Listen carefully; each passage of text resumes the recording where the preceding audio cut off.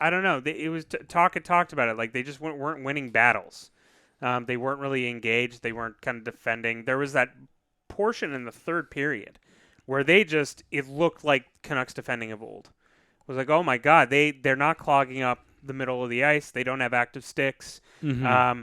They're just kind of getting a little lazy on it, and those are workable, and we have to give them a bit more credit for what they've done. Sorry, but the thing I wanted to toss back to you is, are you in a position, Ryan, where like you're full on like, okay, this is a different team.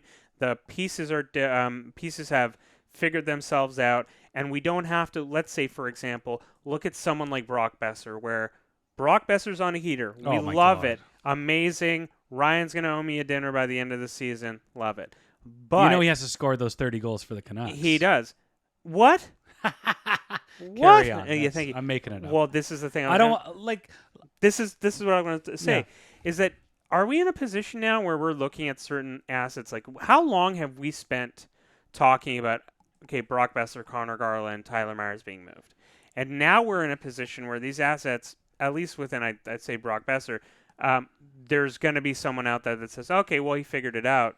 He's not as negative. Oh, no, I disagree. Really? You don't think... He's making $6 million a year, and he has this brief window of, he was a key factor of the PDO bender. This is the NHL we're talking about. I would love to think that the other 31 teams are incredibly learned, and they're incredibly patient, and they all are like, you know what?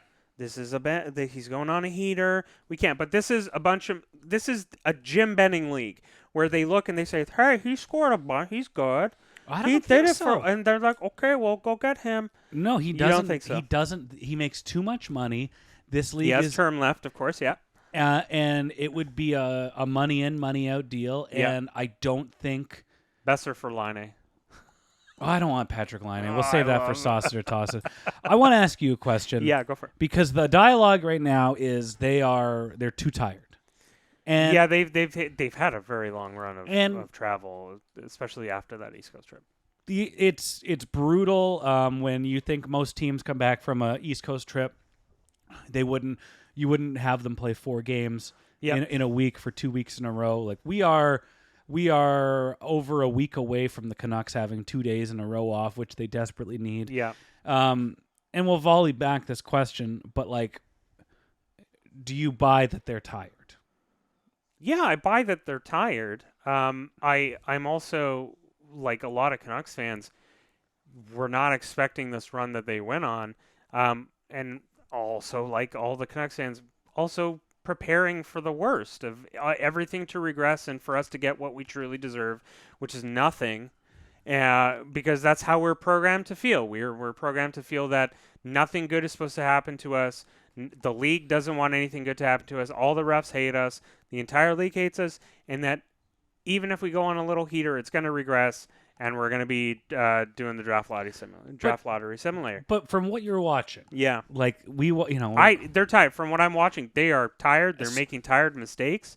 So that's my key question to you, because I was watching the Calgary game. They literally just like it looked like their body was trying to make good decisions and move at 100%, but their legs were just like, we're not moving that fast. Yeah, and in the Seattle game, you brought up the keyword there, which I want to believe, which is tired mistakes, where they were making these, I don't want to say panic, but they're just like not a lot of thought, not a lot of patience, just like chucking the pucks. But like their brains were tired. Like when you're fatigued, and you don't take that extra quarter of a second to think. Mm-hmm. That's kind of what ends up biting you in the ass at the end of the day. So, like, I saw so many positive trends, even in the games they've lost. This is the second time this year in this young season they've lost 2 in a row. Not the end of the world. I saw so many things that made me believe that the new structure, the new habits, all those buzzwords that sell tickets, that I don't have a lot of cause for concern. Yeah. And I still maintain that viewpoint, but man, I really want this team to get some rest, because the test. The Dallas Stars are the test. The Toronto Maple Leafs are the Maple test. Leafs are test, yeah. The volatile, either they win 7-0 or lose 7-0 Colorado Avalanche on Wednesday night. Now there's the next test.